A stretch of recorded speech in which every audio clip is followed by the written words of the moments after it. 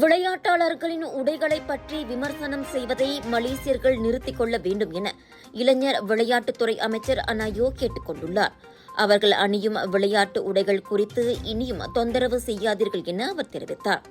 அவர்கள் என்ன அணிய வேண்டும், எப்படி அணிய வேண்டும் என்ற உங்கள் கருத்துக்களை அவர்கள் மீது திணிக்காதீர்கள்.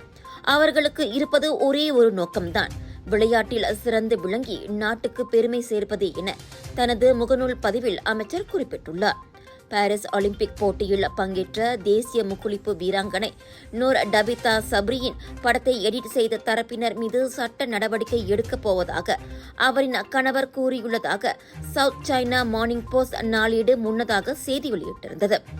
அச்செய்தியை தனது முகநூல் பக்கத்தில் பகிர்ந்து கொண்ட அனாயோ இவ்வாறு கூறினார். நாட்டுக்கு பெருமை சேர்க்கும் விளையாட்டாளர்களின் ஆடைகள் குறித்து அவ்வப்போது குறிப்பிட்ட சிலரால் விரும்பத்தகாத கருத்துக்கள் முன்வைக்கப்படுவது குறிப்பிடத்தக்கது. இந்நிலையில் அவர்கள் அனைவருக்கும் தக்க பதிலடியாக அமைச்சர் அனாயோ வலுவான கருத்தை பதிவு செய்துள்ளார்.